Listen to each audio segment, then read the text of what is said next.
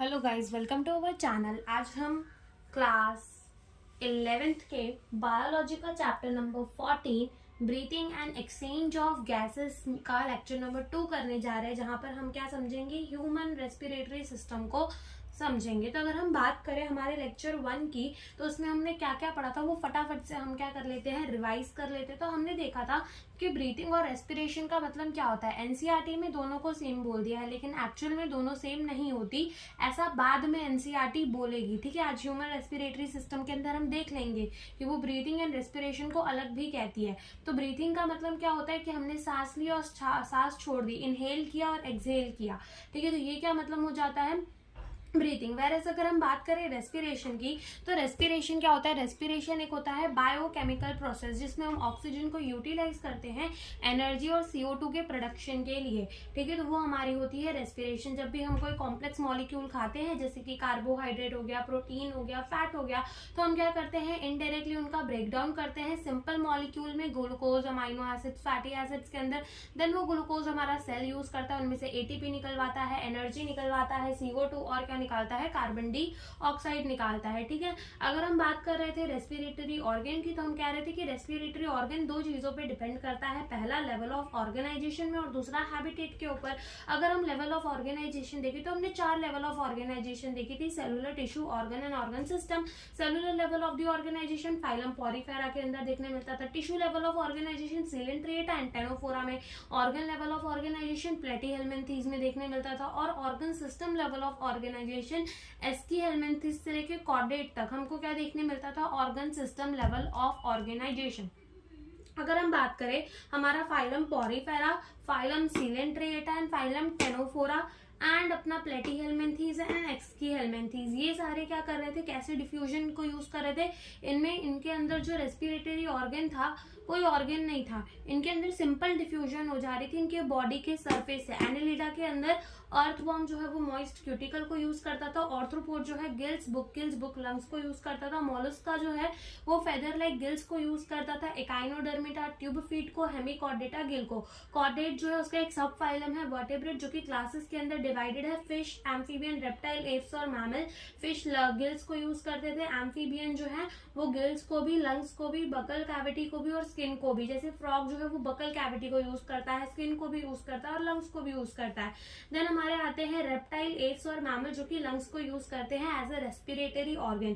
फिर हमने देखा था कि on the basis of the habitat, जो वाटर में रहते हैं यानी कि जो एक्वाटिक वाले हैं वो गिल्स को यूज करते हैं, और उस जो गिल्स के थ्रू जो रेस्पिरेशन होती है उसको ब्रेंकियल रेस्पिरेशन भी कह दिया जाता है। और जो लैंड में है वो क्या यूज करते हैं, टेरेस्ट्रियल। जो लैंड में है उनको क्या कहा जाता है, टेरेस्ट्रियल, जो कि लंग्स को यूज करते हैं रेस्पिरेशन के लिए। तो इनकी रेस्पिरेशन को और क्या कह दिया जाता है, पल्मोनरी रेस्पिरेशन भी कह दिया जाता है। तो कल हमने इतना लेक्चर में पढ़ा था। ठीक है, कल के लेक्चर में हमने इतना ही पढ़ा था, और आज जो हम स्टार्ट करने जा रहे हैं वो क्या है, ह्यूमन रेस्पिरेटरी सिस्टम।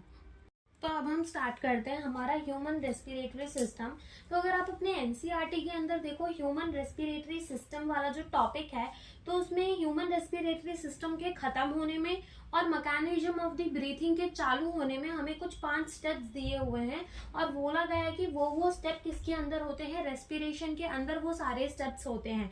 तो देखो, उस रेस्पिरेशन के अंदर जो जो स्टेप होते हैं उसमें हमको एक स्टेप ब्रीथिंग भी बताया है, यानी कि हम ऐसा कह सकते हैं कि breathing is a part of a respiration. ठीक है, हम ऐसा कह सकते हैं कि ब्रीथिंग जो है वो रेस्पिरेशन का पार्ट है, लेकिन हम ये नहीं कह सकते कि respiration is a part of breathing. क्या ये स्टेटमेंट ट्रू होगी? नहीं होगी, क्योंकि देखो रेस्पिरेशन जो है वो ब्रीथिंग का पार्ट नहीं है, लेकिन ब्रीथिंग जो है वो रेस्पिरेशन का पार्ट है।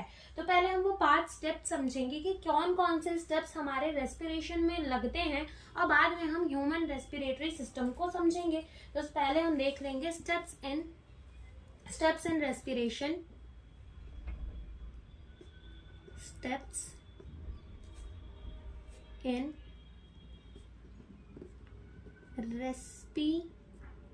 रेस्पिरेटरी सिस्टम कह लो, या फिर steps involve in the respiration कह लो। तो स्टेप्स इन रेस्पिरेशन लिख लेते हैं। ठीक है, स्टेप्स इन द रेस्पिरेशन।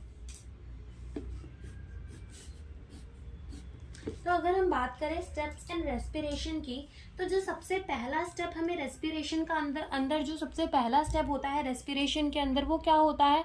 सबसे पहला स्टेप जो होता है रेस्पिरेशन के अंदर वो होती है ब्रीथिंग। ठीक है, सबसे पहला स्टेप जो होगा रेस्पिरेशन के अंदर वो क्या होती है? ब्रीथिंग होती है। ठीक है, तो हम लिखेंगे सबसे पहला स्टेप ब्रीथिंग, और जिसको क्या कह देते हैं? Pulmonary ventilation. इसका मतलब पल्मोनरी का मतलब होता है लंग्स, और वेंटिलेशन का मतलब जैसे कहते हैं ना वेंटिलेटेड रूम, यानी कि उसमें हवा आ रही हो जा रही हो, तो ऐसे लंग्स के अंदर हवा आए जाए उसको कहते हैं पल्मोनरी वेंटिलेशन। ठीक है, तो ब्रीथिंग एंड पल्मोनरी रेस्पिरेशन ये सबसे पहला स्टेप होता है। ब्रीथिंग कह लो या फिर उसको क्या कह दो? Pulmonary ventilation. ठीक है, या तो ब्रीथिंग कह दो, दूसरा क्या कह दो? Pulmonary ventilation. तो इस ब्रीथिंग और पल्मोनरी वेंटिलेशन के अंदर एक्चुअल में होता क्या है? तो मान लो कि ये नाक है। ठीक है, इसमें पूरा हम सेंटेंस नहीं लिखेंगे, हम क्या करेंगे? डायग्राम बनाते जाएंगे और समझते जाएंगे। ठीक है, तो ये नोज है। अब नोज में क्या है? ये एक्सटर्नल बाहर क्या प्रेजेंट है? नोस्ट्रिल। ठीक है, तो यहाँ से क्या होगा? यहाँ से ऑक्सीजन जो है वो अंदर जाएगा।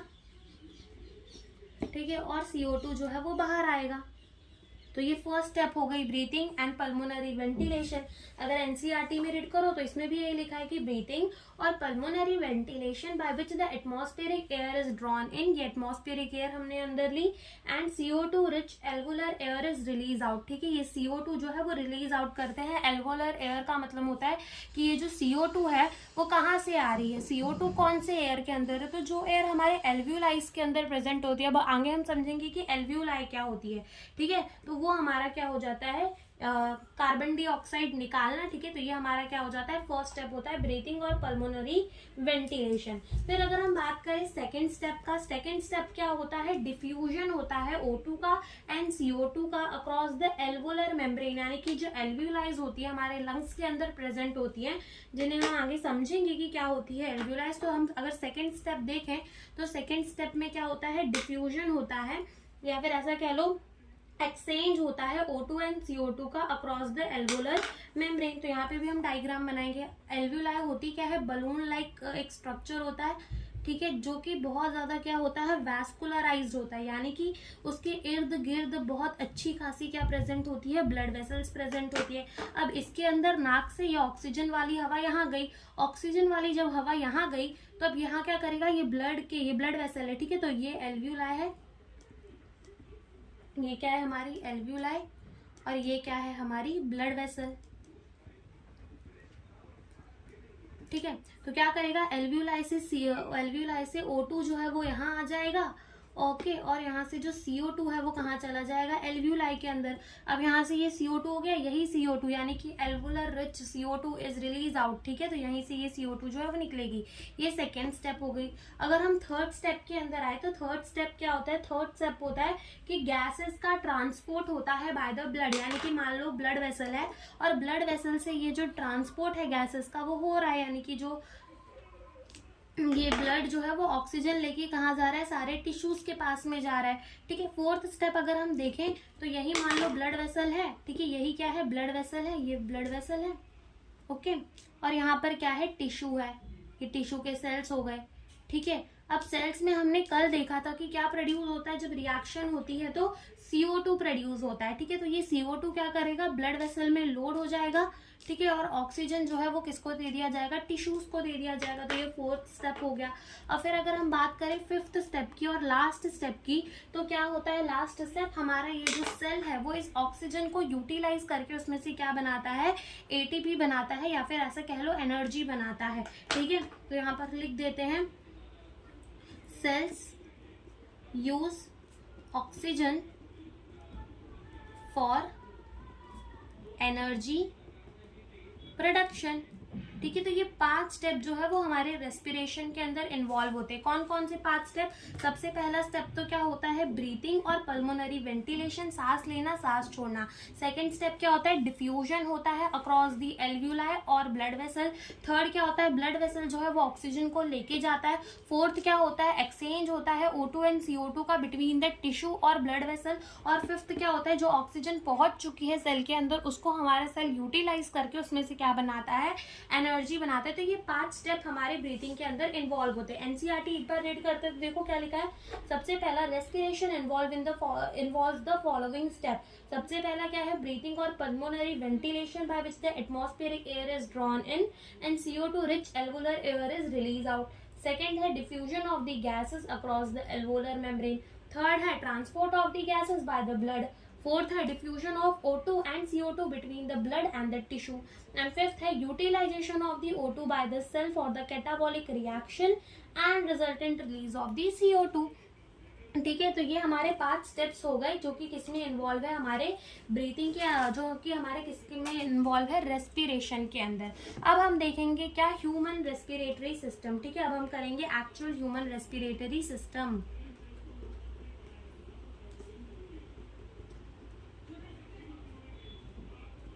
रेस्पिरेटरी सिस्टम, ठीक है। तो इस रेस्पिरेटरी सिस्टम को अगर हम देखें तो देखो, सबसे पहले हम इसको समझते जाते कि यहाँ पे क्या है। ओके, तो सबसे पहले मान लो कि यहाँ पर मैं एक नोज बना देती हूँ, ठीक है, किसी की नाक बना देते हैं, ठीक है। तो ये क्या हो गई, किसी की नाक हो गई। अब यहाँ पर नाक के यानी कि ये अपर लिप्स, ये लिप्स मान लो, ठीक है, ये लिप्स मान लो। तो अपर लिप्स के ऊपर क्या प्रेजेंट होते हैं, पेयर ऑफ एक्सटर्नल नोस्ट्रिल। ये जो दो छेद होते हैं, ठीक है, अपर लिप्स के ऊपर, ये क्या होते हैं, नोस्ट्रिल्स होते हैं। तो ये नोस्ट्रिल, ये क्या है, pair of the external nostril. Okay, ये नोस्ट्रिल क्या करते हैं, एयर को अंदर लेते हैं। हमारा ह्यूमन रेस्पिरेटरी सिस्टम स्टार्ट ही कहाँ होता है, in pair of external nostril से, ठीक है। इस पेयर ऑफ एक्सटर्नल नोस्ट्रिल से ही हमारा ह्यूमन रेस्पिरेटरी सिस्टम जो है वो स्टार्ट होता है। अगर हम यहाँ पे देखें तो ये जो नोस्ट्रिल है, यहाँ से क्या जाता है अंदर की तरफ, यानी अंदर का डायग्राम हम बना रहे हैं। तो यहाँ पर क्या होता है, यहाँ पर होता है नेजल पैसेज, ठीक है, ये नेजल पैसेज। और बीच में यहाँ पे क्या प्रेजेंट होती है, कार्टिलेज की नेजल सेप्टम प्रेजेंट होती है। अब देखो, ऐसा थोड़ी होता है कि हमने इस वाले नाक में उंगली डाली और उंगली दूसरे नाक से निकल जाती है, नहीं निकलती ना। क्यों, क्योंकि यहाँ पे कार्टिलेज का क्या प्रेजेंट होता है, नेजल सेप्टम प्रेजेंट होता है। और ये क्या है, नेजल पैसेज, जिससे एयर ऐसे अंदर जाएगी। और ये क्या है, pair of the external nostril. तो हम लेबल कर लेते हैं। तो ये क्या है, पेयर ऑफ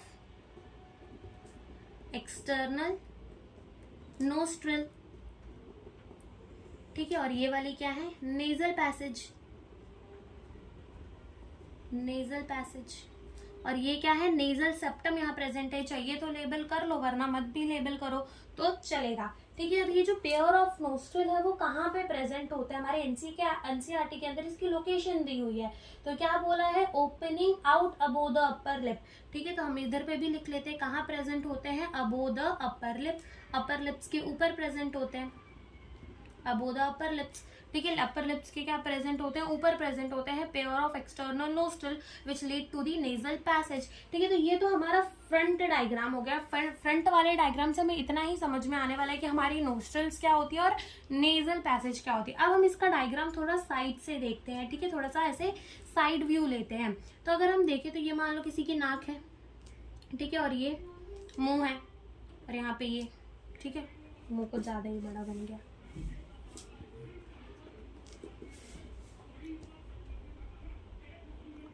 यस, ठीक है। तो ये मान लो नाक है। अब इस नाक से क्या होगा, ये नोस्ट्रिल प्रेजेंट है। अब यहाँ पे ये नेजल पैसेज कुछ ऐसी दिखेगी जो कि साइड से जा रही है, ठीक है। अब ये नेजल पैसेज जो है वो जहाँ कहाँ जाकर ओपन होगी, एक नेजल चेम्बर के अंदर। ये बड़ा सा ये जो चेम्बर है इसको कहते हैं नेजल चेम्बर, ठीक है। नेजल पैसेज कहाँ जाकर ओपन हुई, नेजल चेम्बर के अंदर, ठीक है। नेजल पैसेज जो है वो कहाँ जाके ओपन हुई, नेजल चेम्बर के अंदर। नेजल चेम्बर के अंदर क्या जाकर ओपन हो गई, हमारी नेजल पैसेज। और यहाँ से हम खाना खाते हैं तो ये हमारा क्या है, बकल कैविटी है। अब यहाँ से क्या होता है कि बकल कैविटी और यहाँ पर हमारा नेजल चेम्बर दोनों एक ही जगह पर यहाँ पे खुलता है। तो ये जो कॉमन पैसेज होता है बिटवीन हमारा फूड और एयर, यहाँ से क्या जाएगी, एयर जाएगी, यहाँ से क्या जाएगा, फूड जाएगा। तो this is the common passage. Common passage का मतलब यहाँ से दोनों ही आ जा रही हैं, यानी कि जा तो नहीं रही है, आ रही है, एयर खाली जा रही है। तो यहाँ से खाना आता है, ठीक है, यहाँ से एयर आता है। तो ये तो कॉमन पैसेज हो गया ना, कॉमन सा रास्ता हो गया किसके लिए, एयर और फूड के लिए, ठीक है। एयर और फूड के लिए ये क्या हो गया, कॉमन पैसेज हो गया। तो इसको क्या कहते हैं, इस कॉमन पैसेज को हम कहते हैं फेरिंग्स। क्या कहते हैं, फेरिंग्स। लिख देते हैं यहाँ पर, ये क्या है, common passage between food and air. ये क्या है, कॉमन पैसेज है between the food and the air, ठीक है। अब यहाँ पर अगर देखो तो हमारा ये जो नेजल चेम्बर है और ये जो हमारा बकल कैविटी है, तो जो बकल कैविटी की रूफ है, ठीक है, यानी कि जो छत है बकल कैविटी की हमारे मुंह की, वो कितनी कड़क है, ठीक है। ये जो कड़क है क्यों, क्योंकि यहाँ पर भी प्रेजेंट होता है हमारा कार्टिलेज, ठीक है, जो कि हमारे नेजल चेम्बर को और हमारी बकल कैविटी को सेपरेट करता है, ठीक है, सेपरेट करता है। ओके, अब यहाँ पे क्या प्रेजेंट है, हमारा फेरिंग्स, जो कि क्या है, कॉमन पैसेज है for the food and the air. अब क्या होता है कि ये फेरिंग्स जो है, तो इसमें क्या होता है कि यहाँ पर आगे की तरफ हमारा क्या प्रेजेंट होता है, आगे की तरफ प्रेजेंट होता है हमारा विंड पाइप, यानी कि जिसमें से हवा जाएगी, और पीछे की तरफ हमारा प्रेजेंट होता है ईसोफेगस, यानी कि फूड पाइप। तो देख दो यहाँ पे, लेबल कर दो, ये क्या है, हमारा फूड पाइप है, फूड पाइप, और ये क्या है, हमारा विंड पाइप, विंड पाइप, ठीक है। तो आगे की तरफ क्या प्रेजेंट होता है, हमारा विंड पाइप प्रेजेंट होता है, और पीछे की तरफ हमारा क्या प्रेजेंट होता है, फूड पाइप प्रेजेंट होता है। तो अगर हम देखें तो ऐसा भी तो हो सकता है कि कभी खाना हमारे विंड पाइप के अंदर चला जाए, लेकिन कभी जाता है, नहीं जाता। क्यों नहीं जाता, क्योंकि यहाँ पर विंड पाइप जहाँ से स्टार्ट होती है ना, उसको कहते हैं ट्रेकिया। क्या कहते हैं, ट्रेकिया, जो कि हम दूसरे डायग्राम में समझेंगे। तो इस ट्रेकिया के ऊपर ही क्या प्रेजेंट होती है, लैरिंग्स प्रेजेंट होती है, लैरिंग्स, ठीक है, जो कि क्या होती है, साउंड बॉक्स होती है, ठीक है, यानी कि वो साउंड प्रोडक्शन में हेल्प करती है, उसको क्या कहते हैं, लैरिंग्स कहते हैं। तो ये लैरिंग्स के ऊपर ही, लैरिंग्स की जो ओपनिंग होती है, जैसे अगर मान लो ये जो है वो लैरिंग्स है पूरा, ठीक है, मेरा हाथ जो है वो मान लो ऐसे ऐसे ऐसे ऐसे मान लो, ये पूरा लैरिंग्स है, ठीक है, ये लैरिंग्स है, और यहाँ लैरिंग्स है। तो ये जो लैरिंग्स की ओपनिंग होगी, ठीक है, जो लैरिंग्स की ओपनिंग होगी उसको क्या कहते हैं, ग्लॉटिस कहते हैं। अब ग्लॉटिस जो है वो एक कार्टिलेज का एक फ्लैप, यानी कि ऐसे ढक्कन जैसा, ठीक है। ये जो ग्लॉटिस है, ये क्या है, अंदर क्या है, वाइन पाइप है, ठीक है, ये क्या है, ग्लॉटिस है। अब ये क्या होता है कि ऐसे कार्टिलेजस फ्लैप, ठीक है, यानी कि एक ढक्कन जैसा, जिसको कहते हैं एपीग्लॉटिस, उससे कवर होता है। तो जब भी खाना अंदर आता है, जैसे खाना को तो ये वाले पाइप के अंदर जाना है, जैसे मान लो ये विंड पाइप, ये हमारा फूड पाइप है और ये विंड पाइप है, ठीक है। अब खाने को तो उस पाइप के अंदर जाना है। तो ये जो जब हम लोग गुटकते हैं खाना, यानी कि जब सॉलो करते हैं, तो ये जो एपीग्लॉटिस है वो क्या कर लेता है, ग्लॉटिस को ऐसे कवर कर लेता है, और खाना हमारे फूड पाइप के अंदर चला जाता है, और एयर ही हमारे खाली विंड पाइप के अंदर जाती है। तो ये हमारा ग्लॉटिस और एपीग्लॉटिस हो गया। इस डायग्राम के अंदर हम अच्छे से नहीं समझ पाएंगे ग्लॉटिस एपीग्लॉटिस, तो हम दूसरा स्ट्रक्चर बनाते हैं, ठीक है। तो यहाँ पर दूसरा हम डायग्राम बनाते हैं, जो कि हमारी एनसीईआरटी के अंदर ही दिया हुआ है। ओके, तो सबसे पहले देखो यहाँ पर क्या है, हमारा ये है,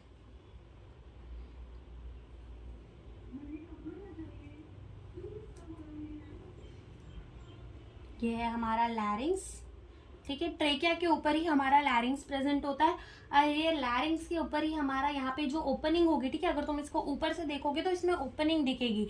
तो ये ओपनिंग जो दिखेगी उसी के ऊपर ये कार्टिलेजस का फ्लैप प्रेजेंट होता है, जिसको क्या कहते हैं, एपीग्लॉटिस, ठीक है। अब ये एपीग्लॉटिस क्या लेकर आएगा, ट्रेकिया, ठीक है, ये क्या है, हमारी ट्रेकिया हो गई मान लो। तो यहाँ पर लेबल कर लेते हैं पहले कि ये क्या है, हमारा लैरिंग्स है। क्या है, ये हमारा लैरिंग्स है, जो कि क्या करता है, साउंड प्रोडक्शन में हेल्प करता है।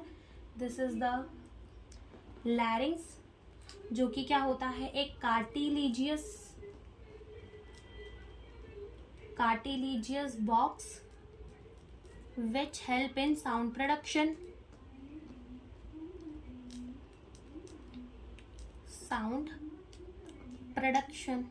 ये कार्टिलेजियस सा बॉक्स होता है, जो कि किसमें हेल्प करता है, साउंड प्रोडक्शन के लिए हेल्प करता है, ठीक है। ये वाला जो ये छेद होगा, इसको क्या कहेंगे, ग्लॉटिस, क्या कहेंगे, ग्लॉटिस, लिख लो, ग्लॉटिस।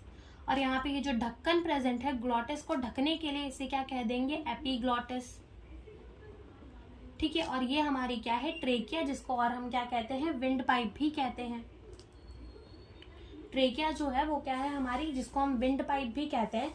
तो अगर हम अपनी एनसीईआरटी के अंदर देखें तो ट्रेकिया के बारे में हमें यहाँ पे क्या दिया हुआ है कि एक ये स्ट्रेट सी ट्यूब है जो कि कहाँ तक आती है, मिड थोरासिक कैविटी तक आती है, जो कि डिवाइड कर जाती है eight the level of the fifth thoracic vertebrae into the right and the left primary bronchi. अब ये तो नहीं समझ में आया होगा कि फिफ्थ थोरासिक वर्टेब्रे क्या है, तो इसके लिए हमारा एक चैप्टर है, ठीक है। उस चैप्टर का एक डायग्राम का हम क्या ले लेते हैं, रेफरेंस ले लेते हैं, ठीक है। तो ये देखो मेरी थोड़ी एनसीईआरटी यूज़ की हुई है, लेकिन स्टिल देखो ये क्या होता है, ये हमारा वर्टेब्रल कॉलम होता है जो कि कहाँ प्रेजेंट होता है, रीढ़ की हड्डी जो पीछे प्रेजेंट होती है, ठीक है।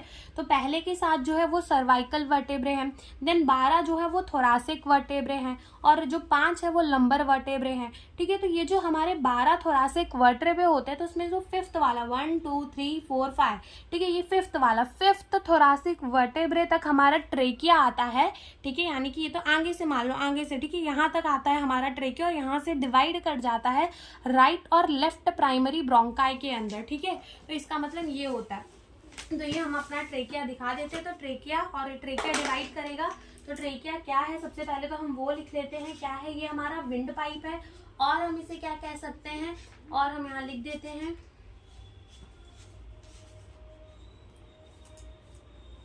This is straight tube which divide at the level of T5 का मतलब फिफ्थ थोरासिक वर्टेब्रे, ठीक है। ये कहाँ डिवाइड करता है, eight the level of the fifth thoracic vertebrae जो है ये डिवाइड कर जाता है, ओके। तो ये हमारा क्या है, ट्रेकिया है। उसके बाद ट्रेकिया को डिवाइड करा देते हैं, किसके अंदर डिवाइड करता है, ये right and the left primary bronchi के अंदर जो है डिवाइड करता है, ठीक है। तो हम भी यहाँ पे डायग्राम में बनाते हैं। तो ये हमने इसको किसके अंदर डिवाइड कर दिया, राइट और लेफ्ट प्राइमरी ब्रोंकाई के अंदर डिवाइड कर दिया। तो यहाँ पे लेबल कर लेते हैं कि ये क्या है, हमारा राइट वाला और ये है हमारा लेफ्ट वाला। तो समझ में आ ही जाएगा, दोनों को साथ में लेबल कर देते हैं, राइट एंड लेफ्ट। प्राइमरी को हम 1 डिग्री लिख देते हैं, इसका मतलब होता है प्राइमरी, ठीक है। प्राइमरी ब्रोंकाई के अंदर क्या कर जाता है, डिवाइड कर जाता है, ठीक है। अब जब प्राइमरी ब्रोंकाई डिवाइड करती है, ठीक है, जब प्राइमरी ब्रोंकाई डिवाइड करती है तो ये हमारी क्या बनाती है, सेकेंडरी ब्रोंकाई, ठीक है। जब प्राइमरी ब्रोंकाई डिवाइड कर गई तो ये हमारा क्या बना देगा, सेकेंडरी ब्रोंकाई, ठीक है। ये क्या बना देगा, सेकेंडरी ब्रोंकाई। अब जब सेकेंडरी ब्रोंकाई डिवाइड करेगी, ठीक है, अब जब हमारी सेकेंडरी ब्रोंकाई डिवाइड करेगी तो ये हमारी क्या बना देगी, टर्शरी ब्रोंकाई, ठीक है। ये हमारी क्या बना देगी, टर्शरी ब्रोंकाई। अब जब टर्शरी ब्रोंकाई डिवाइड करेगी तो वो हमारी क्या बना देती है, 4 डिग्री, नहीं 4 डिग्री नहीं बनाती। टर्शरी ब्रोंकाई जब डिवाइड करती है तो वो बनाती है ब्रोंक्यूल, क्या बनाती है, पहले इसको डिवाइड करा देते हैं। तो ये डिवाइड कर गई हमारी, ठीक है। अब डिवाइड कर गई तो यहाँ पर ये हमारी क्या बनाएगी, ये हमारी बनाएगी ब्रोंक्यूल, क्या बनाएगी, ब्रोंक्यूल। लेकिन ये वाली कौन सी सबसे पहले बनी है, तो इसको हम क्या कह देते हैं, इनिशियल ब्रोंक्यूल्स भी कह देते हैं, ब्रोंक्यूल्स भी कह देते हैं। अब जब इनिशियल ब्रोंक्यूल्स आगे जाकर फर्दर डिवाइड करती है, ये इनिशियल ब्रोंक्यूल मान लो डिवाइड कर गई, ठीक है। अब इनिशियल, यहाँ इनिशियल, ये वाली इनिशियल ब्रोंक्यूल है, ठीक है। अब इनिशियल ब्रोंक्यूल डिवाइड कर गई तो ये क्या बनाएगी, डिवाइड करके इधर से लेबल कर देते हैं, ये क्या डिवाइड कर कर बनाएगी हमारी फाइनल, या फिर ऐसा कह लो टर्मिनल, टर्मिनल यानी कि लास्ट वाली टर्मिनल ब्रोंक्यूल्स बना लेगी, ठीक है। क्या बना देगी, टर्मिनल ब्रोंक्यूल्स। अब टर्मिनल ब्रोंक्यूल्स में एक बहुत vascularise bag like structure present होगा, बलून जैसा स्ट्रक्चर प्रेजेंट होगा, थिन वॉल होगा, उसकी वॉल बहुत ज्यादा पतली होगी, इरेगुलर सी उसकी बाउंड्री होगी, ऐसा से एक स्ट्रक्चर बनाएगा जिसको क्या कहते हैं, एल्व्यूलाई कहते हैं। तो यहाँ पे लेबल करते हैं, ये हमारी क्या है, एल्व्यूलाई है, एल्व्यूलाई है, ठीक है। एल्व्यूलाई क्या है, वैस्कुलराइज्ड बैग। पहले तो हम लिख देते हैं ये क्या है, बहुत पतली है, वेरी थिन, थिन का मतलब पतली, तो बहुत पतली होती है। दूसरा क्या होती है, इसका इरेगुलर वॉल होता है, इरेगुलर वॉल, वॉल उसकी बहुत इरेगुलर यानी टेढ़ी मेढ़ी सी होती है। तीसरा ये क्या है, वैस्कुलराइज्ड बैग है, वैस्कुलराइज्ड बैग लाइक स्ट्रक्चर, ठीक है। ये क्या है, वैस्कुलराइज्ड बैग लाइक स्ट्रक्चर है, ठीक है। वैस्कुलराइज बैग लाइक स्ट्रक्चर है। वैस्कुलराइज का मतलब कि उसके आसपास ब्लड वेसल अच्छी खासी होती है, तो इसमें ब्लड वेसल्स भी इसके इर्द गिर्द अच्छी खासी ब्लड वेसल्स होंगी, ठीक है, अच्छी खासी ब्लड वेसल्स होंगी। तो ये हमारा क्या हो गया, ये हमारा रेस्पिरेटरी सिस्टम हो गया ह्यूमन का, ठीक है। तो अगर हम देखें तो हमारा जो ट्रेकिया है उसमें क्या प्रेजेंट होती है, इनकम्प्लीट कार्टिलेजियस शी शेप की रिंग्स प्रेजेंट होती है, जो कि कार्टिलेज की बनी होती है। शी शेप की मतलब ये आगे से तो ऐसे होल्ड, मान लो जैसे कि ये है हमारा क्या, एक सेकेंड, ये हमारा क्या है, मान लो ट्रेकिया है, ठीक है, ये क्या है हमारा ट्रेकिया, ठीक है। तो ट्रेकिया में इनकम्प्लीट कार्टिलेजियस रिंग, यानी कि ये ट्रेकिया को आगे से तो कवर करेगी लेकिन यहाँ पीछे से ट्रेकिया को नहीं कवर करेगी, तो ये incomplete cartilaginous C shape ring है, ठीक है। तो ये हमारे ट्रेकिया के ऊपर प्रेजेंट होती है, तो ट्रेकिया में हम बना देते हैं।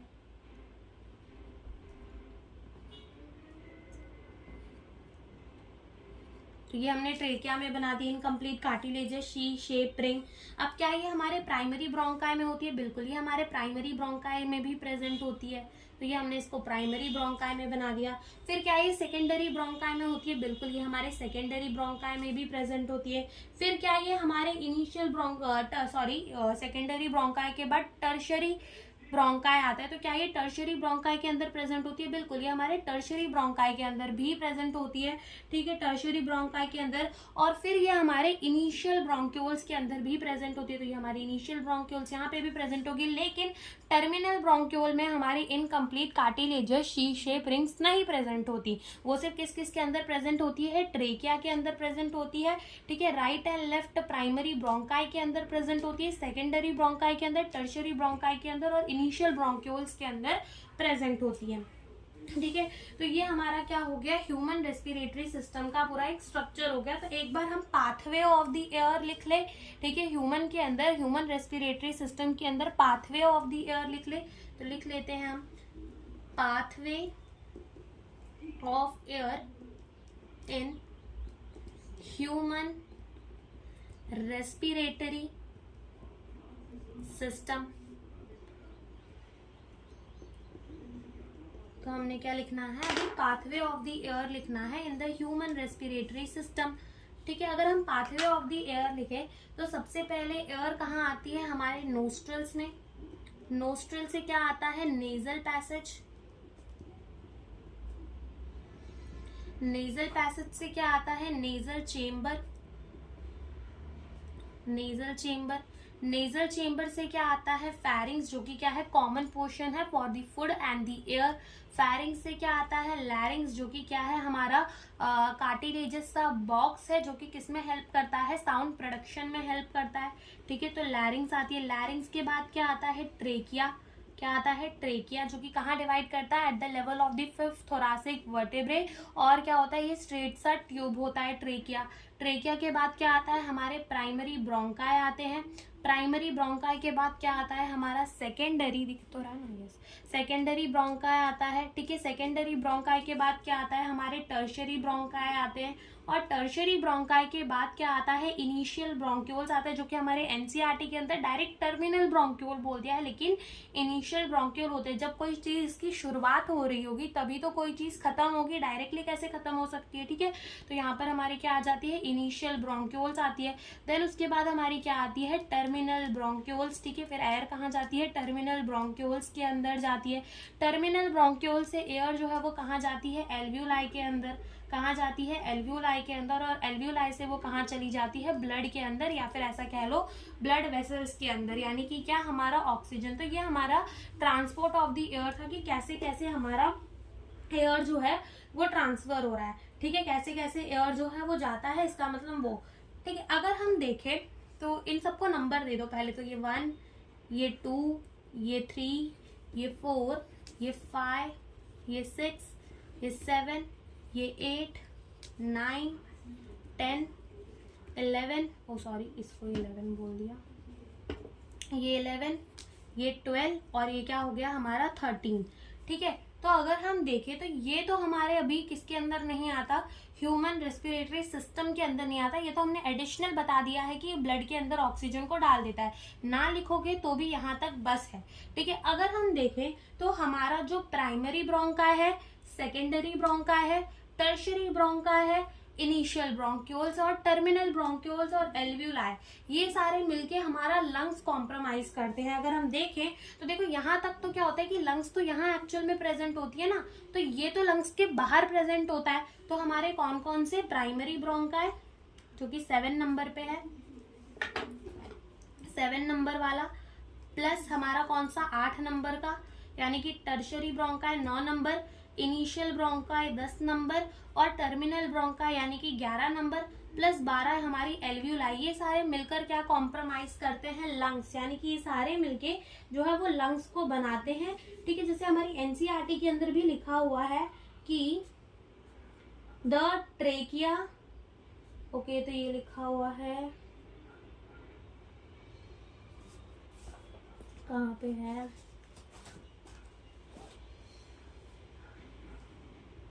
yes, the branching network of the bronchi, bronchioles and the alveoli compromises the lung।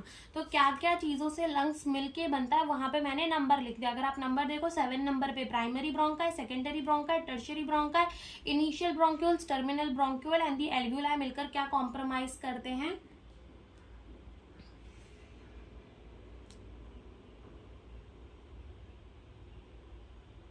ये सारे मिलके हमारे क्या बनाते हैं, लंग्स को बनाते हैं। यानी कि इतना जो है ये जो स्ट्रक्चर वो लंग्स के बाहर प्रेजेंट होता है, इतना जो स्ट्रक्चर है वो कहाँ प्रेजेंट होता है, लंग्स के बाहर प्रेजेंट होता है, और बाकी का ये जो स्ट्रक्चर है वो कहाँ प्रेजेंट होता है, लंग्स के अंदर प्रेजेंट होता है। ठीक है, कहाँ पे प्रेजेंट होता है, लंग्स के अंदर प्रेजेंट होता है, कॉम्प्रोमाइज द लंग्स। तो समझ में आया कि हमारे लंग्स को कौन मिलकर बनाता है। तो ये हमने क्या पढ़ा, हमारा ह्यूमन रेस्पिरेटरी सिस्टम। तो सबसे पहले एक और बार से रिवाइज करते हैं, हमारी एयर जो है वो नोस्ट्रल जो कि कहाँ प्रेजेंट है, अपर लिप्स के ऊपर, वहां से जाएगी नेजल पैसेज में, नेजल पैसेज से कहाँ जाएगी, नेजल चेम्बर में, नेजल चेम्बर से जाएगी फैरिंग्स, देन लैरिंग्स, देन कहाँ जाएगी, ट्रेकिया, देन हमारी प्राइमरी एंड सेकेंडरी ब्रोंकाई, देन हमारी राइट एंड लेफ्ट ब्रोंकाई के अंदर, then secondary bronchi, tertiary bronchi, then उसके बाद हमारी क्या आएगी, initial bronchioles, terminal bronchiole and then alveoli. अब जो हमने डायग्राम यहाँ बनाया वो एक्चुअल में यहाँ पे भी प्रेजेंट होगा। ठीक है, ऐसा नहीं कि सिर्फ इस तरफ ये सब चल रहा है, इस तरफ भी चलेगा, बस हमने बनाया नहीं है। अब इसके बाद हम क्या देखेंगे, इसके बाद हम देखेंगे कि हमारे एनसीईआरटी के अंदर प्लूरा मेम्ब्रेन की कुछ बातें दी हुई है, हम वो समझते हैं कि प्लूरा मेम्ब्रेन क्या और कैसा उसका सब।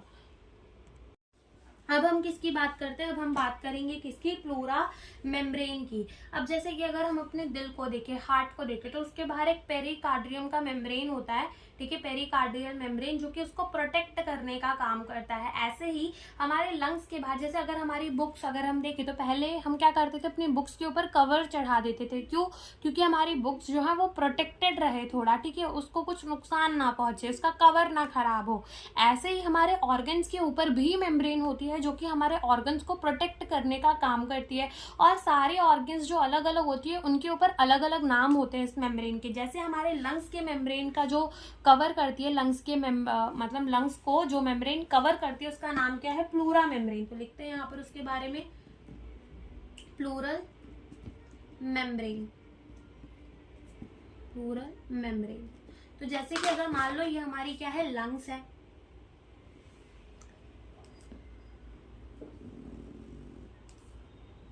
ठीक है, ये मान लो हमारी क्या है, लंग्स है।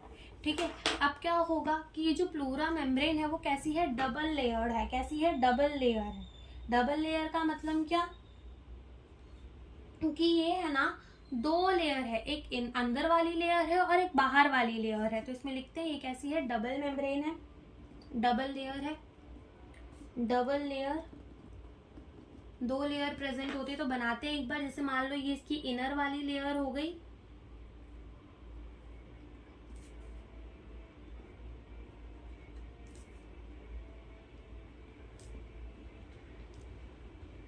ये इसकी इनर वाली लेयर हो गई, और ये ब्लैक पेन से जो मैं बना रही हूँ मान लो ये इसकी क्या हो गई, आउटर वाली लेयर हो गई।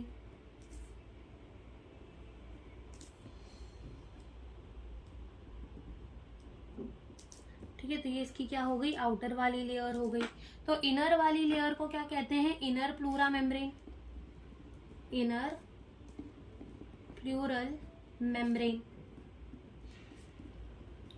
ठीक है, और बाहर वाली लेयर को क्या कहते हैं, outer pleural membrane, pleural membrane. ठीक है, तो ये हमारी दो मेम्ब्रेन होती है। अब इनके बीच में क्या प्रेजेंट होता है, एक फ्लूइड प्रेजेंट होता है, ठीक है, एक फ्लूइड प्रेजेंट होता है जो कि शॉक एब्जॉर्बर की तरह काम करता है, यानी कि अगर कोई झटका लगे ऑर्गन को तो वो उसे एब्जॉर्ब कर लेता है, ऑर्गन तक नहीं जाने देता, ठीक है, ऑर्गन तक वो नहीं जाने देता। तो ये हमारी क्या है, बीच में जो फ्लूइड प्रेजेंट है उसको क्या कहेंगे, कहेंगे pleural fluid,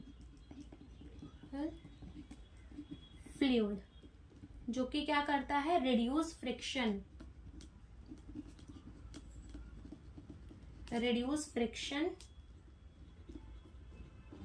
on lungs surface. अगर हम देखें ये जो हमारी इनर प्लूरा मेम्ब्रेन है वो किसके कांटेक्ट में है, वो हमारे लंग्स के कांटेक्ट में है। तो हम लिख सकते हैं कि जो हमारी इनर प्लूरल मेम्ब्रेन है वो किसके कांटेक्ट में रहती है, इन कांटेक्ट विथ लंग्स, ये लंग्स के कांटेक्ट में रहती है। और जो हमारी आउटर प्लूरल मेम्ब्रेन है वो हमारे किसके, थोरासिक लाइनिंग, थोरासिक यानी इसके बाहर ही जो है वो रिब्स प्रेजेंट होते हैं, ठीक है, रिब्स प्रेजेंट होते हैं, नीचे अभी आगे पढ़ेंगे डायफ्राम प्रेजेंट होता है, ठीक है। तो ये जो होती है उसको हम, जो एक हमारी क्या बनती है, थोरासिक कैविटी बनती है, ठीक है, जो कि हम आगे समझेंगे कि थोरासिक कैविटी कैसे बनती है। बस अभी इतना जान लो कि जो हमारी आउटर प्लूरल मेम्ब्रेन होती है वो किसके कॉन्टेक्ट में होती है, in contact with the thoracic lining, ठीक है, किसकी कांटेक्ट में रहती है, in contact with the thoracic lining, ये थोरासिक लाइनिंग के कांटेक्ट में रहती है, ठीक है। तो ये हमारी प्लूरल मेम्ब्रेन के बारे में इतना ही हमारी एनसीईआरटी के अंदर दिया हुआ है। फिर क्या दिया हुआ है, फिर हमें ये बताया गया है कि जो हमारा ह्यूमन रेस्पिरेटरी सिस्टम है, ठीक है, तो ये जो रेस्पिरेटरी सिस्टम है ये दो पार्ट्स के अंदर डिवाइडेड है। कौन से दो पार्ट के अंदर, तो हम भी देखते हैं कौन से दो पार्ट के अंदर। रेस्पिरेटरी सिस्टम जो है वो टू पार्ट्स के अंदर डिवाइडेड है। एक जो है उसको हम कहते हैं कंडक्टिंग पाथ, और दूसरा जो है हम उसको क्या कहते हैं, रेस्पिरेटरी पाथ, ठीक है। तो कंडक्टिंग पाथ और रेस्पिरेटरी पाथ लिखते हैं यहाँ पर, कंडक्टिंग पाथ और एक होता है रेस्पिरेटरी पार्ट। ये जो कंडक्टिंग पाथ है वो किसका बना हुआ था, पास्ट लिख दिया मैंने, PARTS, पार्ट्स, ठीक है। तो एक होता है हमारा कंडक्टिंग पार्ट और एक होता है हमारा रेस्पिरेटरी पार्ट। तो अगर हम बात करें कंडक्टिंग पार्ट की, तो कंडक्टिंग पार्ट जो है वो कहाँ से कहाँ तक स्टार्ट होता है, यानी कहाँ से कहाँ तक होता है। कंडक्टिंग, देखो नाम में ही समझ में आ रहा है, कंडक्टिंग यानी कि वो किसी चीज को लेके जा रहा है, और कौन सी चीज को लेके जा रहा है, एयर को लेके जा रहा है। तो जो कंडक्टिंग पाथ है वो क्या करता है, एयर को एक्सटर्नल नोस्ट्रल से कहाँ तक लेके जाता है, एल्वियोलाई तक लेके जाता है। तो जो हमारा कंडक्टिंग पार्ट है वो हमारी external nostril to terminal bronchiole, ठीक है। कंडक्टिंग पाथ कैसे मिलके बनता है, हमारा एक्सटर्नल नोस्ट्रल से लेकर टर्मिनल ब्रोंक्यूल्स तक जो होता है वो हमारा क्या होता है, कंडक्टिंग पाथ होता है। तो हम लिखते हैं यहाँ पर external nostrils to terminal bronchioles, external nostril से लेकर टर्मिनल ब्रोंक्यूल्स तक क्या होता है, हमारा कंडक्टिंग पाथ होता है, ठीक है। और उसके बाद एल्वियोलाई और उसकी डक्ट,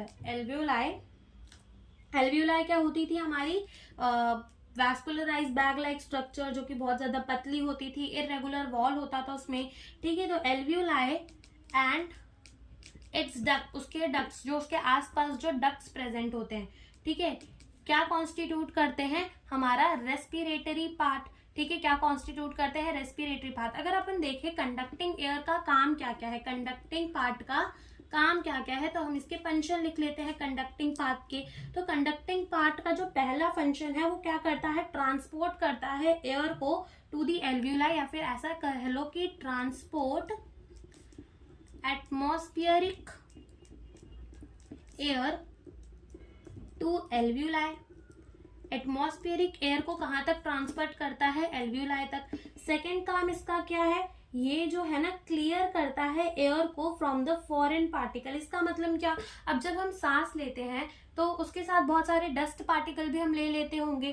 तो हमारे जो नाक, अगर तुम देखो अपने नेजल पैसेज में ही देखो तो वहां पे क्या होता है, बहुत म्यूकस प्रोड्यूस होता है, ठीक है। और साथ में क्या होता है, हेयर प्रेजेंट होते हैं, क्यों, ताकि वो डस्ट पार्टिकल को ट्रैप कर सके, ठीक है। और ऐसे ही हमारे पूरे जो हमारा वाइंड का पूरा है जहाँ से हमारी पूरी एयर जाती है वहां पे भी म्यूकस प्रेजेंट होते हैं। तो ये जो कंडक्टिंग पार्ट है ना वो हमारे एयर को क्लीन करता है from the foreign particle, trap कर लेता है डस्ट के पार्टिकल को, म्यूकस सिक्रीट करता है। ठीक है, ये सारे काम करके तो हम लिखते हैं क्लियर एयर फ्रॉम फॉरेन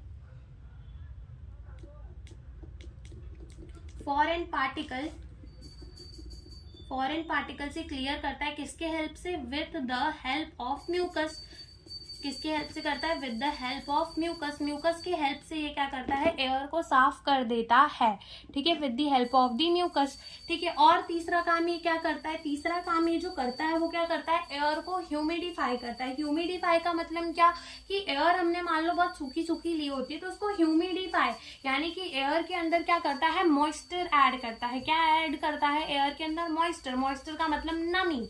ठीक है, नमी ऐड करता है एयर के अंदर, तो हम क्या लिखेंगे, ह्यूमिडिफाई एयर। ये एयर को क्या करता है, ह्यूमिडिफाई एयर। ठीक है, एयर को क्या करता है, ह्यूमिडिफाई करता है, या फिर ऐसा लिख लो ऐड मॉइस्चर। ठीक है, ऐड मॉइस्चर टू एयर। ठीक है, एयर के अंदर, हवे के अंदर क्या ऐड कर देता है, मॉइस्चर ऐड कर देता है। और चौथा काम ये जो करता है वो क्या करता है, एयर को हमारे बॉडी टेम्परेचर के साथ एडजस्ट कर ले, इसीलिए एयर को ये हमारे नॉर्मल बॉडी टेम्परेचर तक लेके आता है। ठीक है, तो एयर को क्या करता है, एयर को क्या करता है, हमारे बॉडी के टेम्परेचर तक लेकर आता है, ताकि एयर जो है वो एडजस्ट कर सके।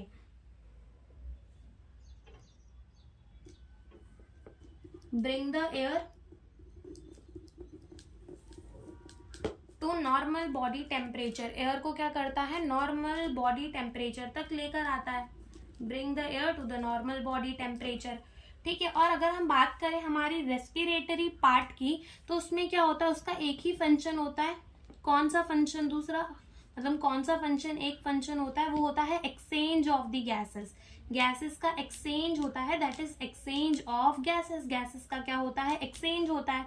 तो ये हमारी रेस्पिरेटरी पार्ट का सिस्टम फंक्शन हो गया।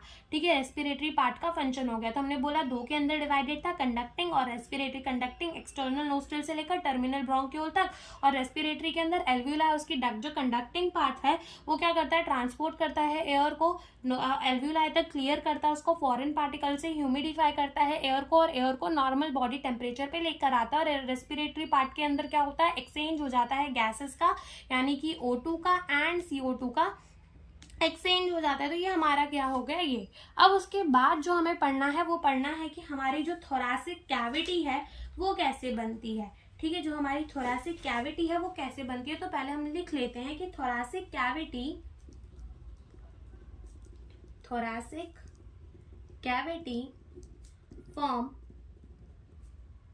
फॉर्म। ठीक है, अभी कैसे बनती है, सबसे पहली चीज तो ये क्या होती है, थोरैसिक कैविटी, यानी कि ये पूरे एक डब्बे की तरह स्ट्रक्चर बनता है जो कि पूरा बंद होता है। बंद तो नहीं कह सकते, बीच में रिब्स के बीच में जगह होती है, तो बंद नहीं कहकर हम क्या कह सकते हैं कि पूरा मतलब पैक होता है, एकदम डब्बे जैसा स्ट्रक्चर बनता है। तो क्या होता है, थोरैसिक कैविटी जो है वो अलग अलग चीजों से मिलकर बनती है। और वो कौन सी, 4 चीजों से मिलकर बनती है। कौन सी 4 चीजों से, थोरैसिक कैविटी कह लो या फिर थोरैसिक चेम्बर कह लो। तो ये dorsally by vertebral column. Dorsally कैसे बनती है, बाय वर्टेब्रल कॉलम। ठीक है, सेकंड डॉर्सली यानी पीछे की तरफ क्या प्रेजेंट होता है, vertebral column. Ventrally by sternum. Sternum पता होगा क्या होता है, वरना अभी हम वो वाले चैप्टर का वो डायग्राम लेकर समझ लेंगे। थर्ड किससे बनता है, laterally by the ribs, by ribs. और फोर्थ कैसे, ऑन द लोअर साइड। ठीक है, लोअर साइड में क्या होता है, लोअर साइड डायफ्राम, जो कि क्या होता है, ये सिर्फ जो डायफ्राम है ये सिर्फ मैमल्स के अंदर होता है। तो अगर हम देखें कि ये जो हमारी थोरैसिक कैविटी है या फिर ये जो हमारी थोरैसिक चेम्बर है वो बनती कैसे, कि डॉर्सली पीछे की तरफ प्रेजेंट होता है वर्टेब्रल कॉलम, आगे की तरफ। ठीक है, ये जो हड्डी जो प्रेजेंट होती है आगे की तरफ उसको कहते हैं स्टर्नम। तो आगे स्टर्नम, और लेटरली यानी साइड्स में क्या होते हैं, रिब्स प्रेजेंट होते हैं। जैसे मान लो अगर ये हमारा क्या है, स्टर्नम है। ठीक है, दूसरा पेन कहाँ गया, यस। जैसे कि मान लो ये क्या है, हमारा वर्टेब्रल कॉलम है, ठीक है, और ये क्या है, स्टर्नम है, ठीक है। तो ये वर्टेब्रल कॉलम हो गया और ये क्या हो गया, स्टर्नम हो गया, ठीक है। तो ये क्या हो गया, स्टर्नम हो गया। अब इसके लेटरली यानी कि पीछे वर्टेब्रल कॉलम से और आगे स्टर्नम से ये जुड़कर क्या बना देंगे, ऐसे स्ट्रक्चर बना देंगे लेटरली बाय द स्टर्नम, और ये ऐसे दोनों साइड से प्रेजेंट होगा। जैसे ये तो रुक ही नहीं रहे, ठीक है, ऐसे दोनों साइड से प्रेजेंट होगा और ऐसे करके पूरा क्या बन जाएगा, एक डब्बे जैसा स्ट्रक्चर, और नीचे एक मसल आ जाएगी जिसको कहते हैं डायफ्राम, ठीक है। अगर हम वही वाले चैप्टर का डायग्राम उठाए तो देखते हैं उसी डायग्राम में, देखो जैसे कि ये वेंट्रली आगे की तरफ क्या प्रेजेंट है, स्टर्नम प्रेजेंट है, ठीक है। ये जो आगे की तरफ दिख रही है ये क्या है, स्टर्नम है, ठीक है। लेटरली यानी कि साइड में क्या प्रेजेंट है, रिब्स प्रेजेंट है, बिल्कुल रिब्स प्रेजेंट है। और पीछे की तरफ ये रिब्स जो है वो जुड़ी किससे हुई है, हमारे वर्टेब्रल कॉलम से, ठीक है। तो ये पीछे की तरफ क्या है, वर्टेब्रल कॉलम है, ठीक है। तो ये क्या हो गई है, ventrally by the sternum, laterally by the rib, और वो कैसे, dorsally by the vertebral column बनी। और नीचे की तरफ, जैसे यहाँ पे तो नहीं दिखाया है, नीचे की तरफ एक मसल होती है डायफ्राम, ठीक है। नीचे की तरफ एक मसल होती है जिसको कहते हैं डायफ्राम, उससे बनी हुई होती है। इसी के अंदर हमारा लंग्स जो है वो प्रोटेक्टेड होता है। तो हमारी थोरैसिक जो कैविटी है वो ऐसे बनी हुई होती है, ठीक है। तो ये हमारी थोरैसिक कैविटी ऐसे बनी हुई होती है। अब क्या होता है कि अगर डायग्राम चाहिए तो इसका एक डायग्राम भी बना लेते हैं। तो कैसे बनाए, मान लो जैसे कि ये क्या है, स्टर्नम है, ठीक है, ये क्या है, स्टर्नम है, और यहाँ पर क्या प्रेजेंट है, वर्टेब्रल कॉलम, ओके। और यहाँ से रिब्स निकलेंगी, यहाँ अटैच होंगी, यानी पीछे से आकर आगे अटैच होती हैं, ठीक है। जैसे कि यहाँ से निकलकर भी यहाँ अटैच होगी, ठीक है। ऐसे पूरे 12 पेयर्स ऑफ रिब होती है, ठीक है। पूरे 12 पेयर्स तो हम नहीं बना पाएंगे, लेकिन समझने के लिए ऐसे समझ लो कि हमारा जो थोरैसिक चेम्बर है या फिर थोरैसिक कैविटी है वो कैसे बनी हुई होती है। तो ये क्या है, स्टर्नम, ये क्या है, वर्टेब्रल कॉलम, ये क्या है, रिब्स, और रिब्स के बीच में ही क्या प्रेजेंट होती है, कोस्टल, इंटरकोस्टल मसल, यानी कि जो आगे की तरफ मसल प्रेजेंट होगी उसको कहेंगे एक्सटर्नल इंटरकोस्टल मसल, और इसी के पीछे जो मसल प्रेजेंट होगी उसको कहेंगे इंटरनल इंटरकोस्टल मसल। तो यहाँ लिख लेते हैं, यहाँ पर क्या होगी, इंटरकोस्टल मसल्स होंगी, ठीक है, इंटरकोस्टल मसल होंगी। तो ये हमारी क्या हो गई, थोरैसिक कैविटी हो गई। अब क्या होता है कि अगर हमने कोई भी चेंज किया हमारे थोरैसिक कैविटी के अंदर, तो अगर हमने थोरैसिक कैविटी के अंदर कोई भी चेंज किया, तो हम अगर थोरैसिक कैविटी के अंदर चेंज करते तो हमारी पल्मोनरी वॉल्यूम, मान लो जैसे कि अभी हमारा थोरैसिक कैविटी है, ये थोरैसिक चेम्बर है, हमने इसका साइज बढ़ा दिया, इसका वॉल्यूम बढ़ा दिया। जब हमने इसका वॉल्यूम बढ़ाया तो हमारी पल्मोनरी यानी कि जो हमारा लंग्स को ही पल्मोनरी, लंग्स को ही ऐसे पल्मोनरी वाला कह देते हैं।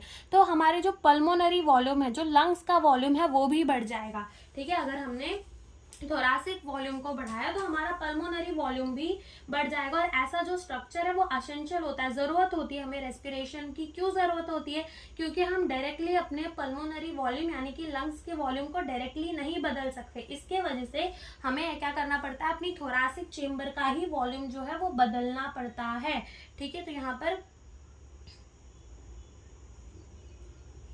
और इसका शेप लिख लो, ये कैसी होती है, डोम शेप। डोम शेप का मतलब ऐसी शेप की होती है, ठीक है, नीचे की तरफ प्रेजेंट होती है, डोम शेप की होती है। तो हम यहाँ लिखेंगे नोट डाल के,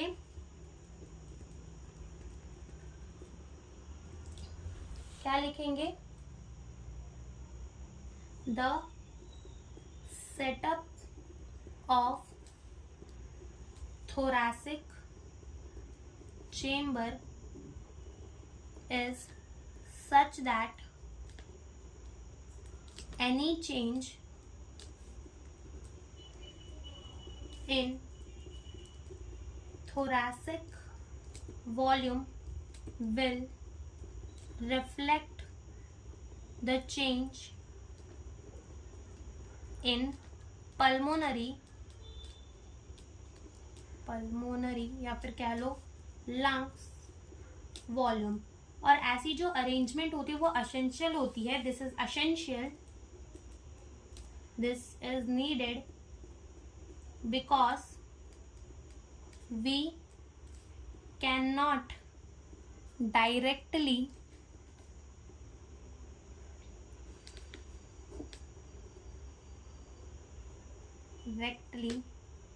alter the pulmonary वॉल्यूम कि हम डायरेक्टली पल्मोनरी वॉल्यूम को नहीं चेंज कर सकते इस वजह से। ठीक है, तो यहाँ पर जो है वो हमारा ह्यूमन रेस्पिरेटरी सिस्टम खत्म होता है। अब हम एनसीईआरटी की रीडिंग करते हैं और एक एक वर्ड जो है ह्यूमन रेस्पिरेटरी सिस्टम का सब समझ में आ जाएगा, आ ही गया होगा। सो ठीक है, अब हम रीड करते हैं। तो अब एनसीईआरटी की रीडिंग से पहले हमारा एक काम जो है वो रह गया था, और वो क्या है, हमने एपिग्लॉटिस यहाँ पे लेबल तो कर दिया, लेकिन हमने ये नहीं लिखा कि एपिग्लॉटिस किस काम में आता है। तो यहाँ पर हम लिख लेते हैं एक छोटा सा नोट डालकर कि एपिग्लॉटिस क्या होता है। एपिग्लॉटिस जो होता है वो क्या होता है, वो एक कार्टिलेजियस फ्लैप लाइक स्ट्रक्चर होता है। ठीक है, यहाँ लिखते हैं epiglottis is a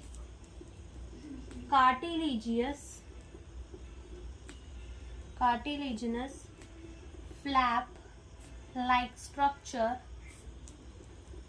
which cover glottis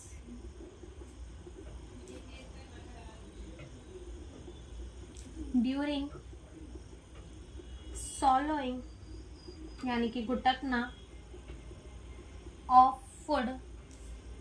और क्यों कवर करता है, to prevent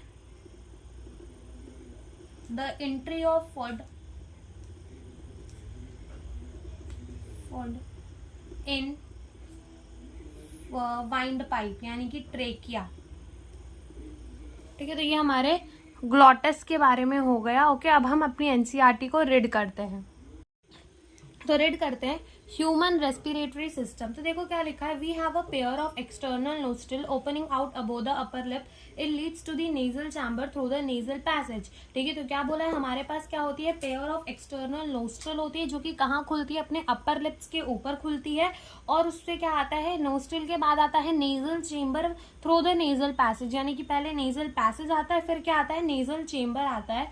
the nasal chamber open into the फैरिंग्स, nasal chamber कहाँ ओपन होता है, फैरिंग्स के अंदर ओपन होता है। अ portion of which is common passage for the food and the air, ऐसा पोर्शन जो कि फैरिंग्स जो है वो ऐसा पोर्शन है जो कि कॉमन पैसेज है फूड के लिए भी एंड एयर के लिए भी।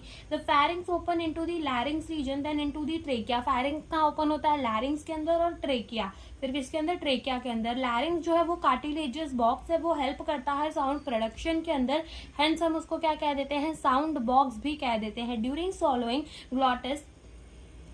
सॉलोइंग glottis can be covered by the thin elastic cartilaginous flap called the epiglottis to prevent the entry of the food into the larynx। ठीक है, क्यों यहाँ पर कवर करता है, मतलब जो एपिग्लॉटिस है वो कवर कर लेता है ग्लॉटिस को, ताकि लैरिंग्स और larynx lead to the trachea, तो ट्रेकिया या फिर फूड पाइप, विंड पाइप के अंदर फूड ना चला जाए। तो अगर चाहिए तो नोट्स में वहाँ पर जहाँ हमने लिखा कि वो हमारे वाइंड पाइप के अंदर खाना ना चला जाए इसलिए कवर करता है, तो वहां पे लैरिंग्स भी लिख लेना।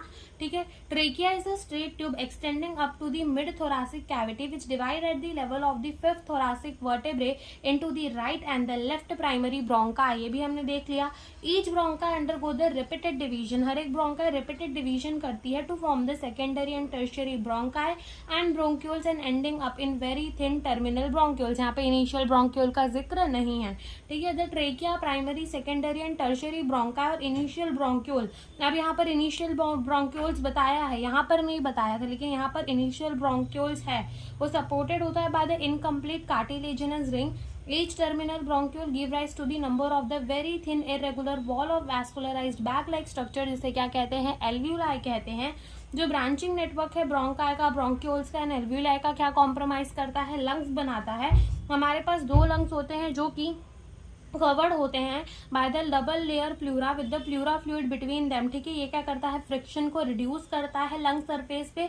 आउटर प्लूरा मेम्ब्रेन जो है वो कांटेक्ट में रहता है with the thoracic cavity, whereas जो इनर प्लूरा मेम्ब्रेन है वो किसके कांटेक्ट में रहता है, लंग्स के सरफेस के कांटेक्ट में रहता है। The part starting with the external nostril up to the terminal bronchiole constitute the conducting path. External nostril से लेकर टर्मिनल ब्रोंक्यूल्स तक क्या बनाता है, कंडक्टिंग पाथ बनाता है। वेरएस एल्व्यूलाई और उसके डक्ट क्या बनाते हैं, रेस्पिरेटरी और exchange part of the respiratory system. जो कंडक्टिंग पाथ है वो क्या करता है, ट्रांसपोर्ट करता है एटमॉस्फेरिक एयर को एल्व्यूलाई के पास, क्लियर करता है उसको फॉरेन पार्टिकल से, ह्यूमिडिफाई प्यूरिफाई करता है एयर के अंदर, मॉइस्चर ऐड करता है और जो एयर है उसको नॉर्मल बॉडी टेम्परेचर के अंदर लाता है। ब्रिंग का मतलब होता है लाना, ठीक है। एक्सचेंज पार्ट जो है वो क्या है, अपनी साइट है एक्चुअल डिफ्यूजन की, जहां पर O2 एंड CO2 एक्सचेंज होते हैं between the blood and the atmospheric air. फिर बात करें लंग्स, तो वो कहाँ सिचुएटेड है, थोरासिक चेंबर के अंदर, जो कि एनाटॉमिकली क्या है, एक एयर टाइट चेंबर है। जो थोरासिक चेंबर है वो डॉर्सली कैसे बना है, वर्टेब्रल कॉलम से, वेंट्रली स्टर्नम से, लेटरली रिब से, और लोअर शेप में एक डोम शेप क्या है, डायफ्राम, जो कि सिर्फ मैमल्स के अंदर ही देखने को मिलता है। एनाटॉमिकल सेटअप ऐसी है हमारे थोरैक्स की कि कोई भी चेंज होता हो, any change in the volume of the thoracic cavity will reflect in the lung, यानी कि पल्मोनरी कैविटी। अगर थोरैसिक कैविटी की वॉल्यूम चेंज होती है तो पल्मोनरी की भी चेंज हो जाएगी। और ऐसी अरेंजमेंट जो होती है वो एसेंशियल होती है किसके लिए, ब्रीथिंग के लिए, सांस लेने के लिए, छोड़ने के लिए। वो कैसे होती है, जो कि हम मैकेनिज्म ऑफ दी ब्रीथिंग के अंदर समझेंगे कि कैसे होती है। जैसे कि हम डायरेक्टली पल्मोनरी लंग्स के वॉल्यूम को चेंज नहीं कर सकते, तो हम थोरैसिक वॉल्यूम को चेंज करते हैं, जो कि हम कल के लेक्चर में समझेंगे कि कैसे ये ब्रीथिंग में हेल्प करते हैं। हमारे डायफ्राम, ठीक है, रिब्स के बीच के मसल, कैसे उनकी वॉल्यूम चेंज होती है थोरैसिक चेंबर की, और कैसे हमारा लंग्स चेंज होता है, ठीक है। ये सारी चीजें हम नेक्स्ट लेक्चर में देखेंगे। Thank you for watching the video.